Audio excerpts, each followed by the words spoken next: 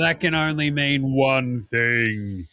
Footy's back. Ba-da-da, ba-ba, ba-da-da, ba-ba, ba-ba, ba-ba. This is Footy Unfilterated. I'm your host, James Clements.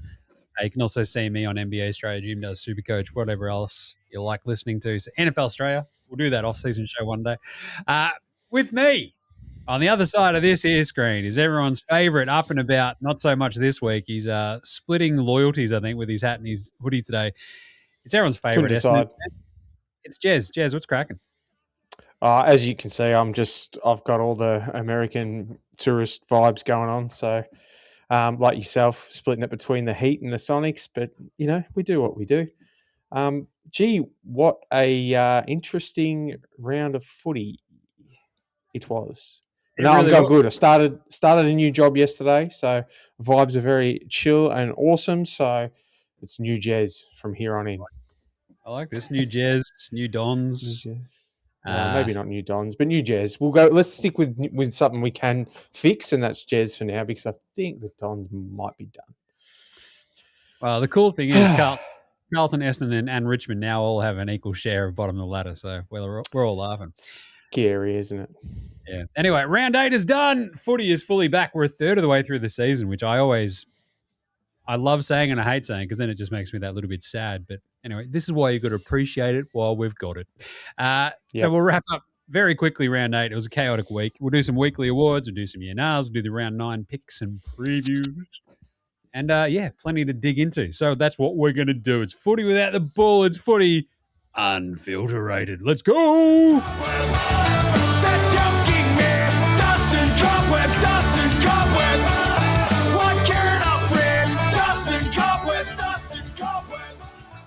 All right, Jez. That is the Ramshackle Army who are playing this Saturday night at the Bendigo Hotel in Collingwood.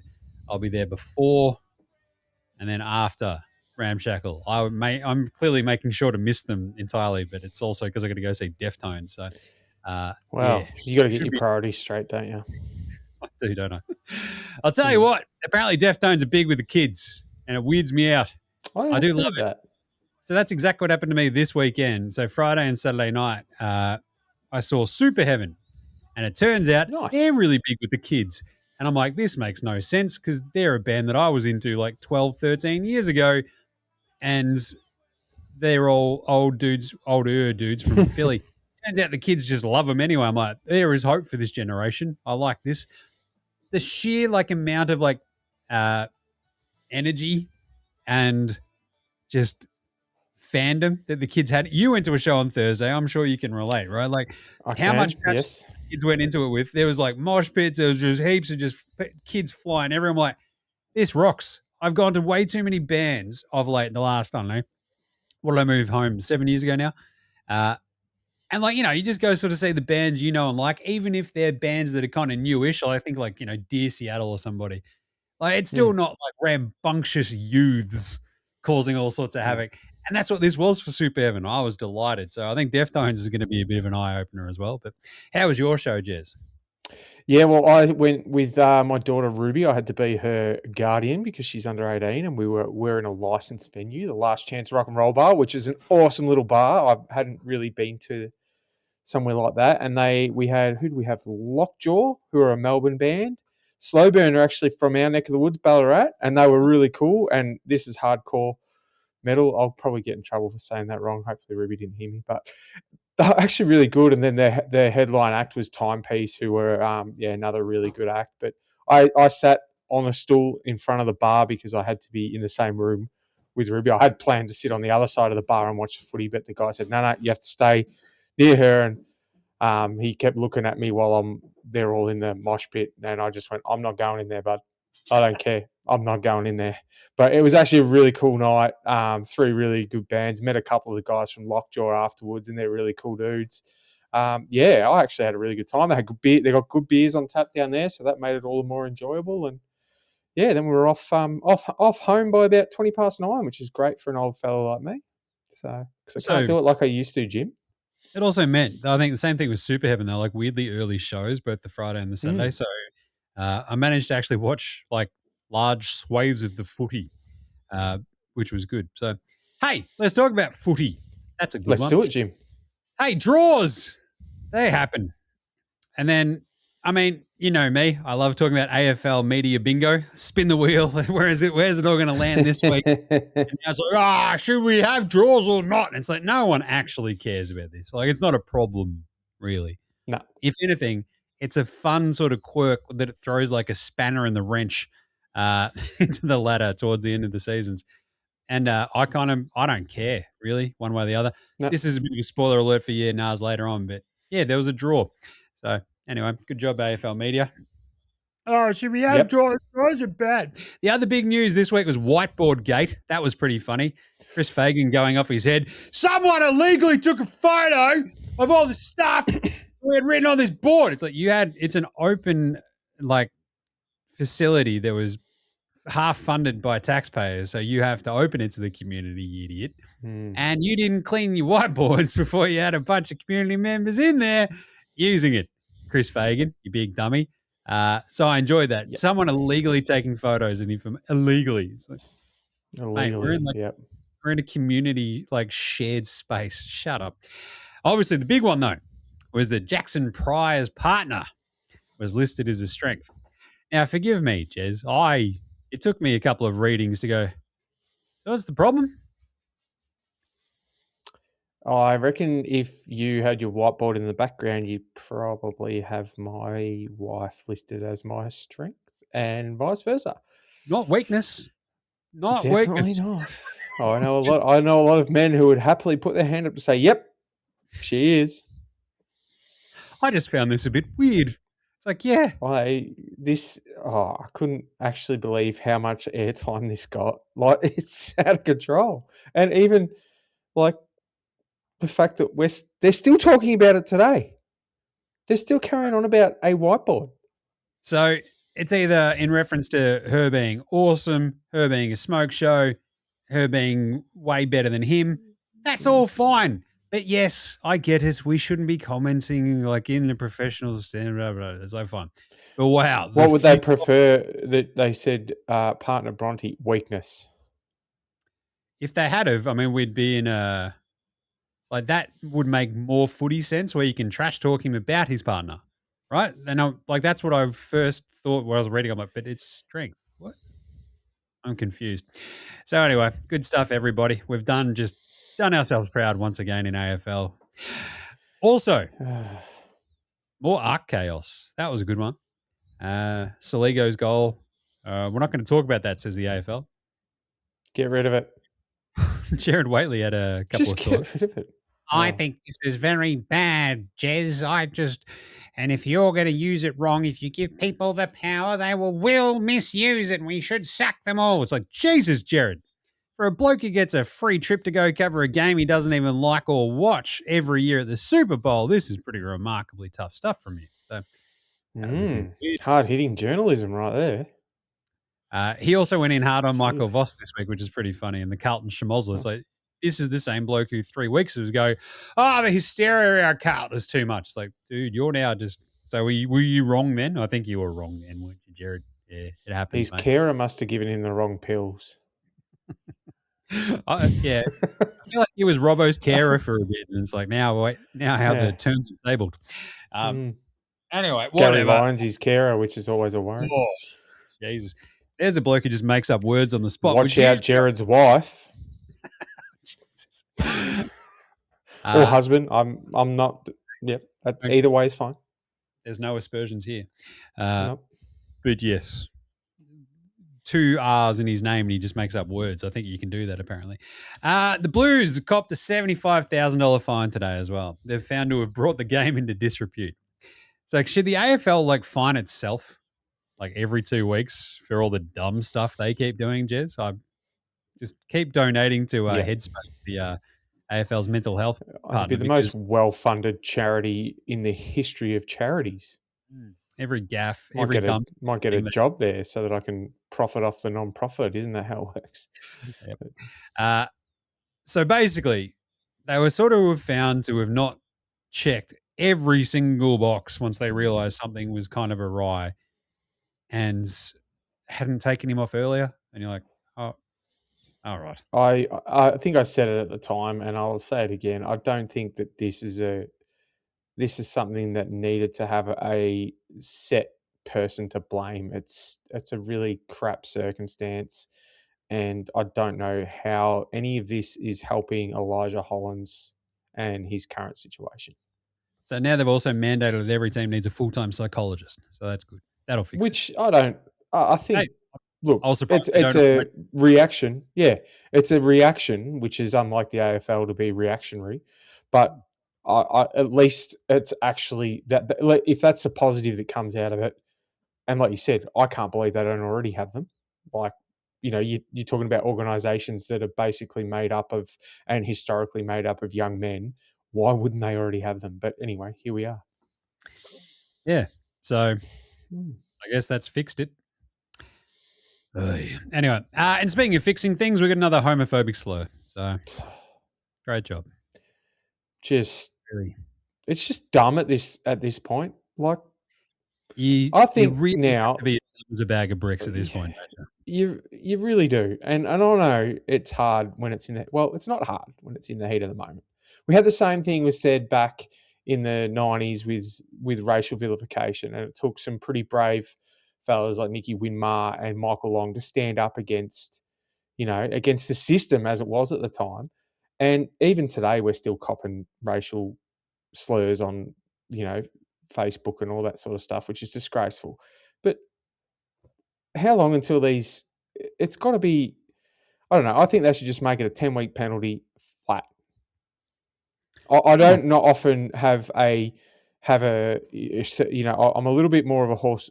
Sort of judge each case on its merits. When you're talking about, he whacked him, but he punched him in the stuff. That sort of stuff's different. When it comes to this, when it comes to discrimination of either a racial, of a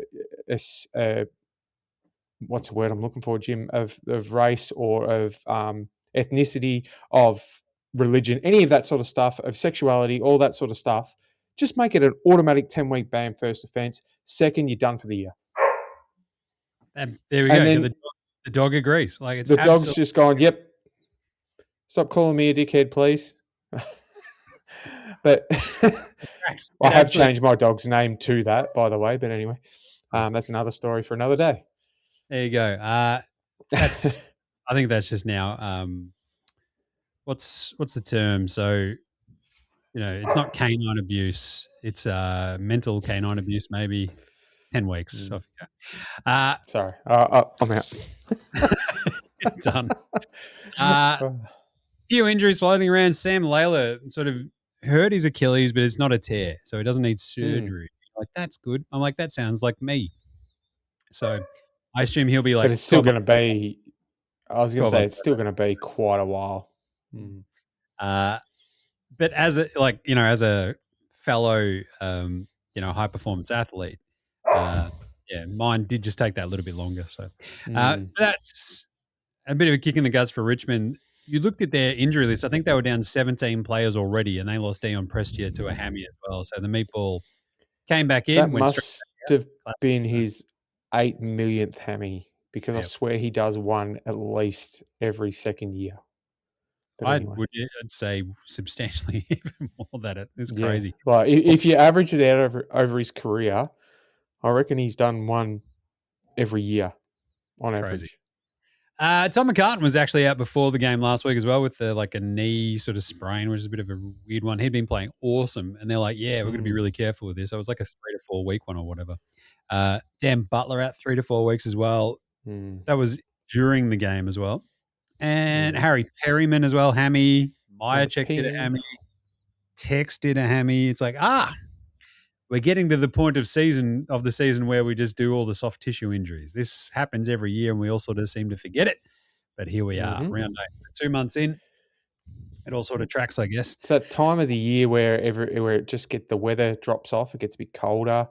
Like, I noticed from basically Saturday onwards, it's gotten cold. Today I was walking around the factory and I was freezing in my shorts, so I might be in the pants tomorrow, but it's dropped off. But it came in about half-time on Saturday afternoon while I was watching up at Learmonth, and it went from being a nice, windy but balmy day to just freezing within 10 minutes, as happens out in Ballarat. And then it was 22, 23 degrees by the time I got back home in Melbourne. So bit odd, but look, it's hit us quickly, and I reckon that's got a lot to do with these soft tissue injuries, the changing climate. As you just mentioned, 2 months worth of bash and crash.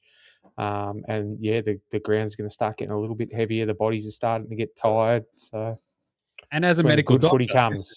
As a medical doctor, yes. This is your preferred opinion. So I like this. Right. There's some other injuries floating around. There was like there was an adductor. I can't remember who that was. I didn't write it down. It was a bit of a tough one. There's a couple of I feel like the Dogs missed a couple of more people as well, and you're like, geez, I just can't take it. But anyway, and I think it might have been the Tigers only might be getting like Taranto back as well, so they're just short on dudes at this point. But anyway, let's wrap up some games from the weekend. Thursday night footy. Collingwood 93, Hawthorn 93. Oh my God, not a draw. This is the worst. No one knows how to fit. Just shut up. It's a draw. Like, it's not the end of It's like Dennis Pagan said. It's like kissing your sister. That was weird.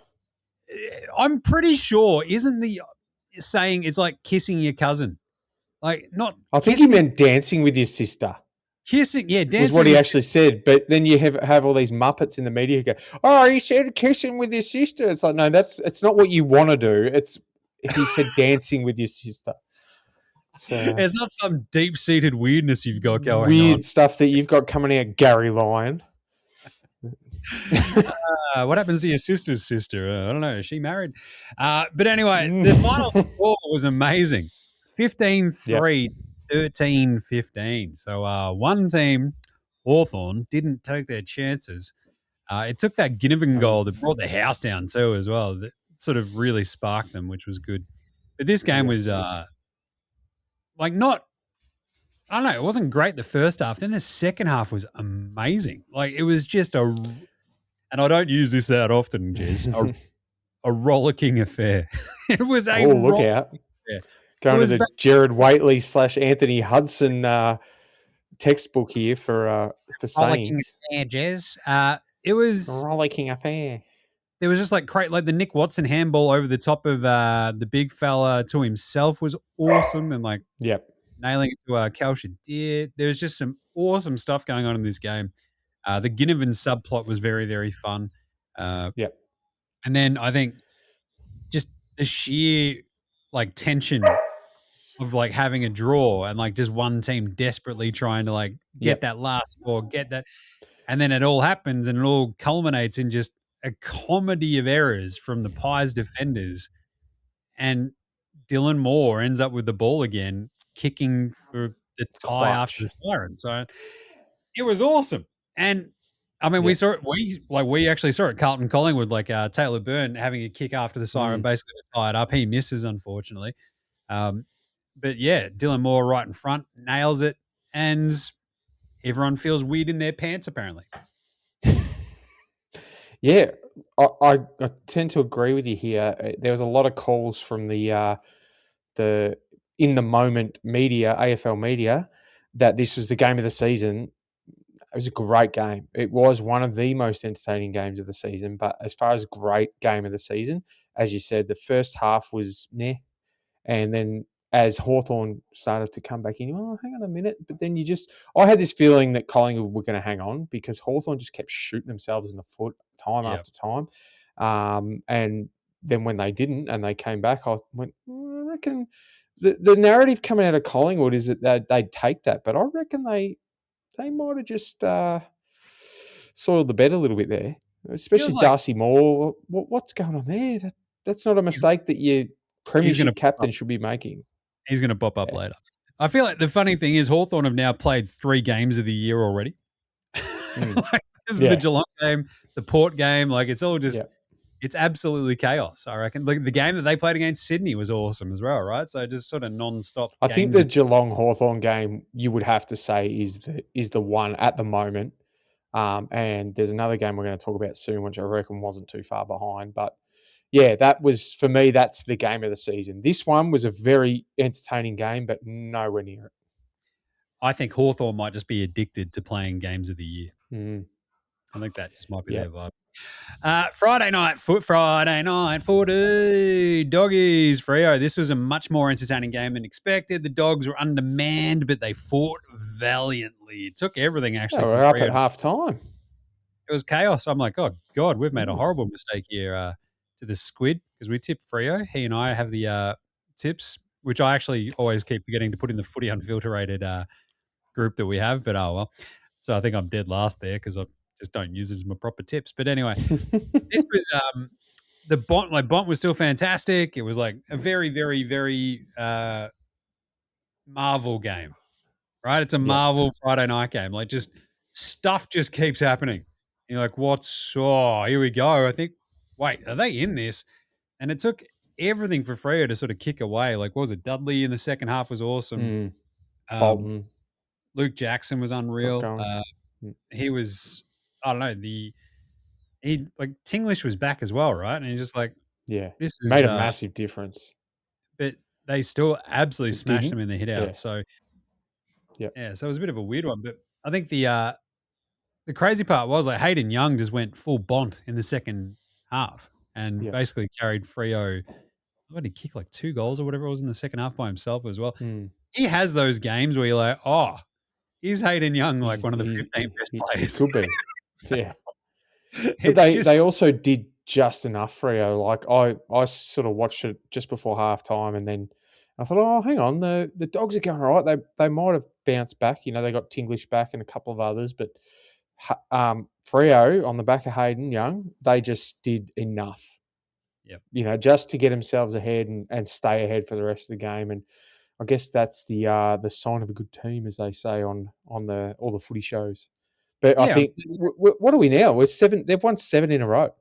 Yeah, and you wouldn't even think about it. We said it last week. You just wouldn't. You don't read about them. You don't hear about them other than they've won again. They've done just enough. But they're just doing it by these little, 2-3 goal margins, and they're just doing enough to get by. That's it. So interesting. I think, they didn't take the lead until late in the third, I think, overall. And then they sort of just put him to the sword. Dogs dragged it back, and you're like, oh, God, are they going to pull off the massive comeback? And it was just a very, very, very fun game of footy.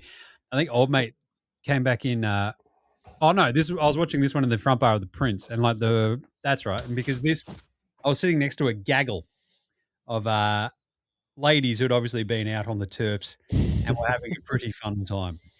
And they kept trying to talk to me, Jess, and I'm like, I don't want to talk. I'm pretty locked in on this game right now. So apologies. Meanwhile, the showdown's happening as well, and I'm just like, I don't want to deal with that. I just don't. Thanks, but I'm good. And then, so that's all going on, and you're like, whoa, Freo, hold on. It gets all very squirrely right at the end. They kick the last Shea Belton goal. They hold on to win. And I think is that the 4th straight loss as well for the Dogs? 4 straight losses they've not had since 2019, I think it was. And you're like, this is the weird sort of thing about the Bevo era is that, they'll do the win-loss, win-loss, win-loss, win-loss, but they don't do the loss, loss, loss, loss. So I think it's the first time that they've actually got a decent reason for. Sorry, my daughter's just come home, so all the dogs are about to go off because they're very happy to see her, which is, not that there's anything wrong with that, but they will struggle to contain their excitement. A bit like me when we beat the Demons, but anyway, seems like a decade ago. Sorry, I've actually lost my point there, my complete train of thought, but anyway. Pretty good. Dogs, pretty okay. Yep. Lost some. Oh, that was what I was saying. Bevo, at least this time he's kind of, there's a reason, not an excuse, but a reason. Every other time it's been like, why did they do that? How come they dropped him? Why is he playing there? Finally the year where they look like they're about to put it all together, and they've copped this. So see what happens. But with Tinglish back, it sort of just solidifies them a bit, and that sort of obviously kept them in the game a lot as well, just having his presence there. So good on him. I think if they can get a few back, they'll be all right. But anyway, the other game, yes, Jim. Showdown. Was it 59, I think? Yeah. 59, yes. 76, the Crom. 75, the Power. What a game.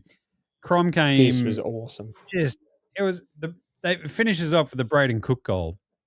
But the way they get there, where they blow the lead, and you're like, oh, Lord, what are they doing? And I think they're up by 21, I want to say, because I remember that. Maybe it was a graphic or I read it somewhere. They're like up by 21 in the fourth. They blow the lead, and they just grab it back at the last second because of Braden Cook. And again, I'm just watching this in the pub, losing my shit, just going, what is going on? This is incredible. And there was like, I was doing the same on the couch at home. It was so good. Clearly, Crow supporters in the front bar as well, like just over in the corner, absolutely going off their nut once it all came to a head. I'm just like, yeah, it's good. Good on you. Way to come from Adelaide or be from Adelaide, somehow being St Kilda. The last 5 minutes of that game was some of the most exciting footy I've watched. I think it was Joe Berry that kicked the goal with 40 seconds to go. And it was a good goal too. And I thought, that's it. They're just going to, as soon as that ball gets thrown in the air, they're just going to throw everyone behind the footy. But that's probably the best part about the 6-6-6 rule is that you can't do that now. So even with as little as 40 seconds left, there's still a chance to get it in there. Whereas, in years gone by before the rule, you just dump everyone behind the footy, which, why wouldn't you if you're allowed to? But I just thought the way the free kick that Adelaide got, and then it was set up. It was such a good game, back and forth all game. There was a little bit of, push and shove, a good friendly banter there as well. I think, I love watching the showdowns. I reckon that'd be an awesome game to go over and watch live as well. So, but the really cool part is when you put it as part of a double header that overlaps on a Friday night. But we should have this at the MCG. Just the important. We've done this now back-to-back weeks as well, right? We had the derby. Was that last week? Might have been the week before. Whatever. We've had. Oh no, that was after gather round or whatever it was, wasn't it? So you had the Sydney derby, Sydney GWS on a double header Friday night. It's like, just let these things breathe. I think we can trust footy fans enough now to go, footy fans aren't idiots. Like, if you have it on free-to-air on a Friday night, have it as a big standalone game, you know what? They'll be invested in it as well. Because if these teams are good... So, I don't want to disappoint you, but I just had a little quick sneaky peek. The next 3 rounds have got double headers again. It's great. Just great thinking, AFL. It's like, we want to be like the NRL. It's like the NRL doesn't run them at the same time. They have a game that can be done within 2 hours. We need 3-hour time slots for our games. But the overlapping, it's just insane. Anyway, so this game was awesome. They lose Tex early, obviously, but the Joe Berry goal that you mentioned, like with the 40 seconds left, was absolutely awesome. And then Braden Cook somehow topped it with the one the 10 seconds left. That was pretty awesome. All-time showdown legend now. Like, that's really, really cool. But, I mean, so much of this game was it was also a bit of a rock fight for a lot of it. Georgiades was really good. What did he kick, like 3 or whatever? And I think, inaccurate again, I think. So, Alir was awesome down back too. Like, he and Berry were fantastic, I thought.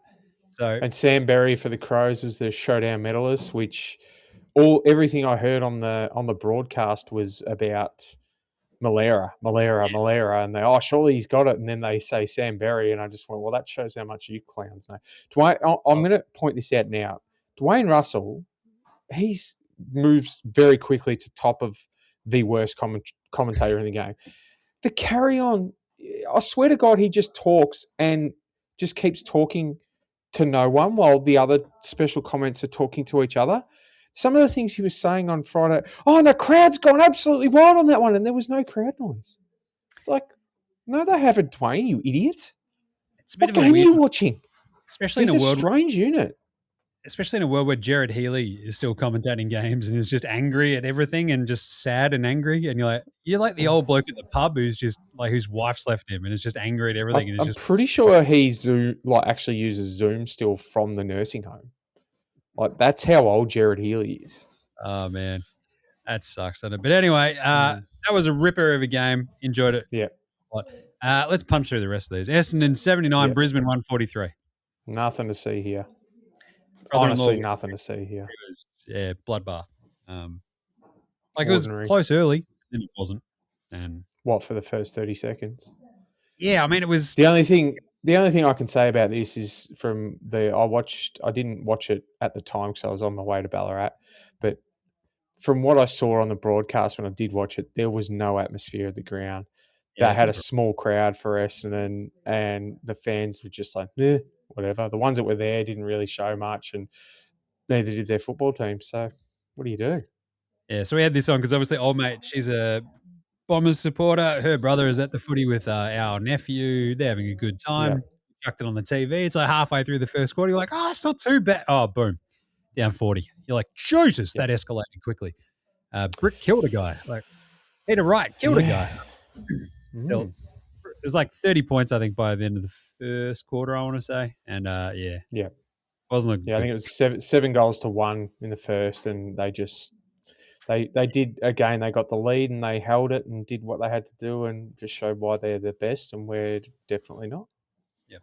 Next. I think, it's like Brisbane are really good, and I think the thing that I was like watching this, and I'm like, I think the smartest thing I want to do is just put a premiership future on the Lions just to do the three-peat, because I forgot to do it at the start of the year, and I think after a couple of losses, I'm like, I should have been jumping onto them. What am I doing? So, chasing my tail. But anyway, then we had a very hilarious game out west. West Coast lost to Richmond 88-99. So the Tigers get a win despite having no players left. West Coast completely bottled this. Harley Reid he had 2 amazing goals. He also had 2 of the stupidest free kicks you'll ever see. A 50-meter penalty that was like him and Yo sort of screwing up. And it was just back and forth, just like 2 one-legged men in an ass-kicking contest, 100%. It was absolutely horrible. Ordinary. Yeah, I didn't really watch. I didn't bother going back to watch this one because I heard the end of it as I was listening to the next game on the way home. They decided to give up on the Geelong and North game commentary and just commentate the last minute of this game. But I think it's good for Richmond, as bad as it is for the Eagles. But I think it's good for Richmond, to go so long without a game. And obviously, I understand that as an Essendon supporter that we went a fair while without one. West Coast have won only a handful of games in the last few years. So when you see a team full of young kids, it's always good to see them have a win, and especially away. Like I think you always hear the coaches and old players talk about, it's these type of experiences that really help a team to gel and to bond. And when you've got, I'm just looking at their playing list here, and of the top, let's go with the top few disposals for Richmond alone, and you've got Jaden Short and then Hopper and Bolter, and the rest of them are all young names that aren't sort of well known. Like Kane McAuliffe was unreal with 28 and a goal. Sam Cumming, Tom Brown. You're going down to size names like this. It just, you don't associate that with having been what they were, in their premiership years. A lot of these names, you're just like, who? Oh yeah. Oh, okay, yeah, he's not too bad. Oh, who? And yeah, it's good. As bad as it is for West Coast, I think that was a really, really bad loss for them. They would have, and I think they played as if they had it won. 100%. They thought they were better. Everyone's tipped us. We can win this. Oh, we're at home. We got the crowd on our side. I think the funniest part is that Richmond's last win came against West Coast. There you go. Back-to-back undefeated champs out west, I think. So good on them. We should play them every week. Geelong 135, North Melbourne 86. This was a really good game, and then it wasn't. It was I was at the pub watching this one. The end of the third quarter, it was still close, and then Geelong started kicking away just before the end of the third quarter. Midway through, yeah. The North were actually up by a goal. Yeah, it was crazy. So I believe, yeah. It was really fun. Suva kicked his 300th. You're like, this is great. Less than a goal in it late in the third quarter, and you're like, this is pretty cool. And then the Cats just went whack. And you're like, Jesus Christ. So they just showed at their best that they are as good as anyone else in the league. I think the issue for the Cats is putting that together on a consistent basis, but they definitely sent a message that if you come down here to our home, you better be prepared to play 120 minutes. I think this was the game where you could sort of see the youth versus the elder statesmen of Geelong really hit that brick wall, and like Luke Parker is just kind of like flummoxed all of a sudden. There's like a couple of little weird mistakes. You're like, what's going on here? And then even towards the Jack Darling goal, I think they kicked at the start of the fourth, it just went like straight up and somehow fell in. Crazy. Like even he couldn't believe it. He's like watching it. He's like, I think that's gone through. That was awesome. I think this is what you're going to get from North sometimes, especially when they play a team like this who needed to make a bit of a statement after a pretty poor loss last week, and they've been up and down with their form and that sort of thing. And North, I still think the fact that it was 49 points, it doesn't tell the story. Like if you just look at it in the paper and go, oh, yeah, Geelong smashed North, it doesn't tell the story of the game. Like that, yes, they smashed them, but they only.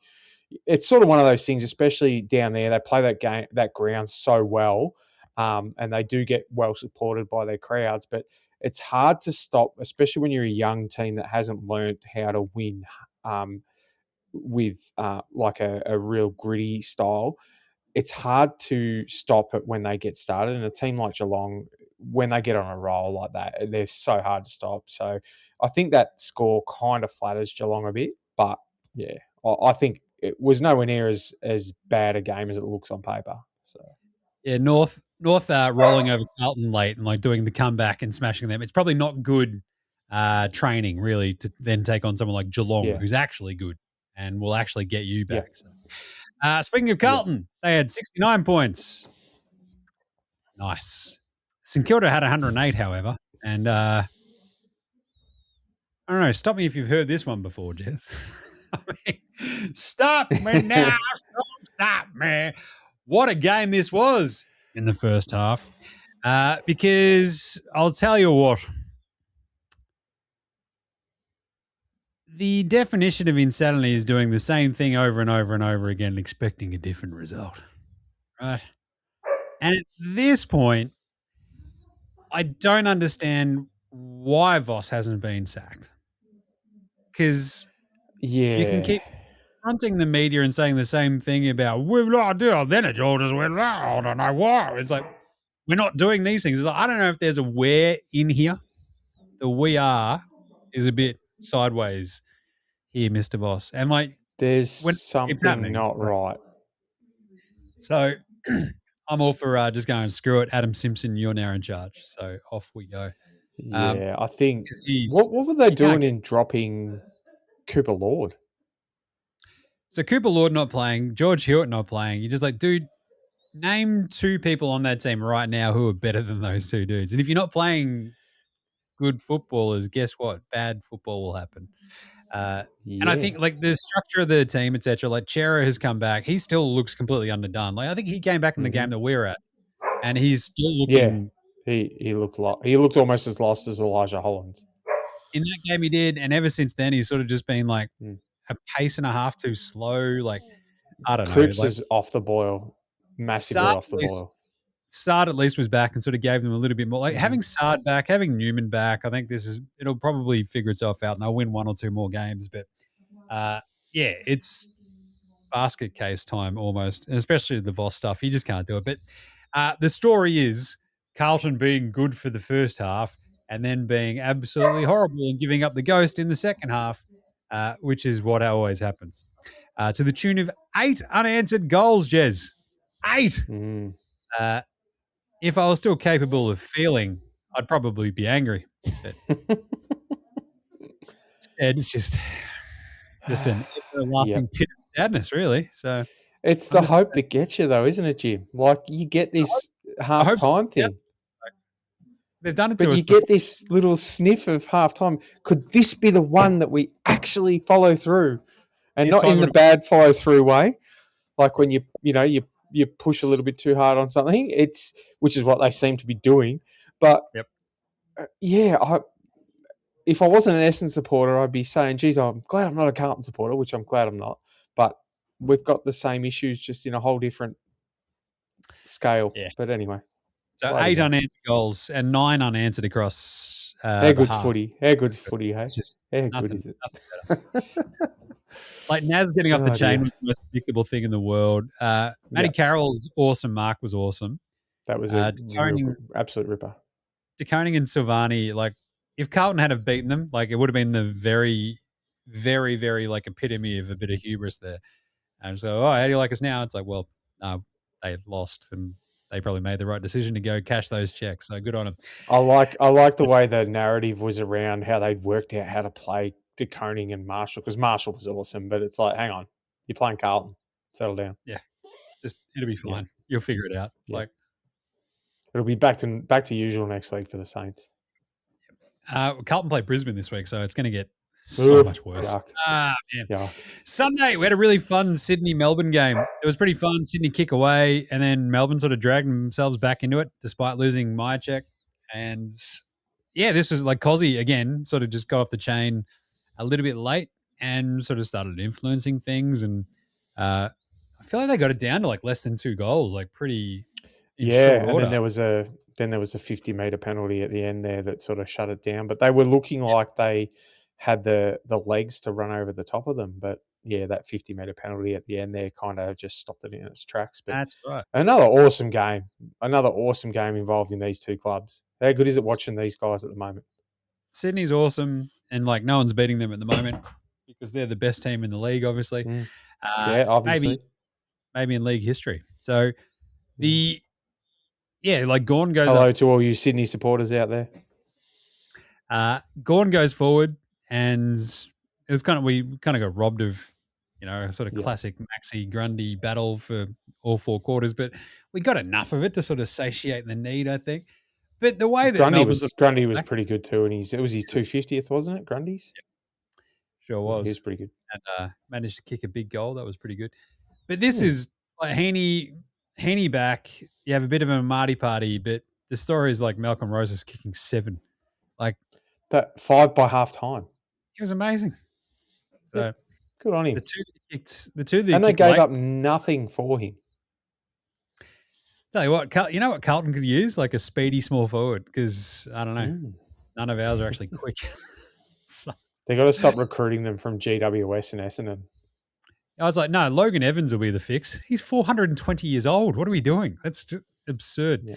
Anyway, love Logan Evans. No, wait, Francis Evans. What am I saying? I was going to say, who's Logan Evans? I think he plays Doesn't he play for someone else? Yeah. Francisco. I love Francis Evans. He was the one that Sicily and who was it? Sicily and Moore both belted in the same game. So you don't want him by the sounds of it. He must be an absolute knob. Annoying prick. Anyway, great job by Sydney. Good win. Yep. They're just, Melbourne would be happy with that as much as they wouldn't be. They'd have to be happy with that against the greatest team of all time. Putting up a fight. And it was crazy watching this. Like it felt so dead across that 3rd and 4th quarter because they're just smashing them. And then you don't see it that often where it's just like they come to life, the zombie team just going brains and just like come from nowhere just to get right back in it. And then, gave up the ghost. But anyway, definitely 2 of my favourite teams to watch at the moment. So, and then my favourite team, Gold Coast 83, GWS 63. Because where did this take place? That's right, above the 27th parallel, where they are unbeatable. So the good news is I think they've got the next 2 games in the Northern Territory, and I have my swag of kit coming for all the Gold Coast stuff. So hoping to be kitted out properly as a fully fledged Gold Coast Suns fan now. So you've fully jumped ship. I'm just going. See ya. I don't blame you. I love them playing up north because the juxtaposition of them being down south is just amazing. So this was only their 2nd time in the last 17 matches they've actually beaten GWS, and only the first time since 2021. So they've certainly had the wood over them in the Expansion Cup, but this was a really good one. Jamara was fantastic. I was watching this with the squid. He was really good. For the first half, he's like, "Who's that, Dad?" He's like, he actually picked it as well. He's like, "Is that Jamara?" And I'm like, "Yeah, he went to Gold Coast." He's like, "Really?" I'm like, "I've got his card." He's like, "Yeah, when he was on the Dogs and didn't play last year." But Petrarca looked really good. Took Miller looked awesome because they didn't have Matt Rao with his ankle, I want to say. Yes, and I believe so.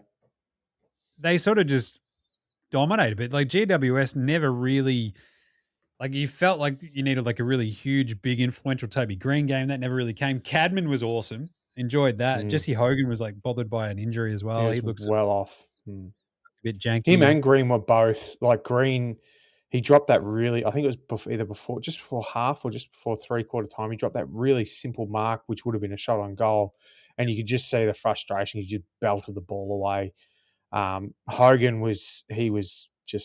he'd have a shot for goal and miss, and then he'd be off the ground for taping or a rub, and they're both of them are kind of there. If you had to explain GWS's season, you would say just have a look at how Toby and Jesse have played, and then the fact that Jake Stringer's basically been their most consistent forward also says it all.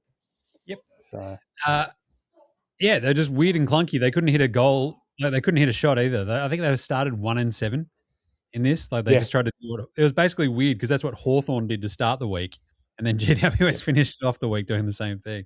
Well, I think they were 0-6 before they kicked a goal, and it was Cadman who kicked their first one. And they started off with maybe 1 or 2 behinds, and it looked like Gold Coast were on, and then they got themselves back in it, but just kept kicking, as you said, just kept kicking the points. So they're definitely, I think they're very close to done.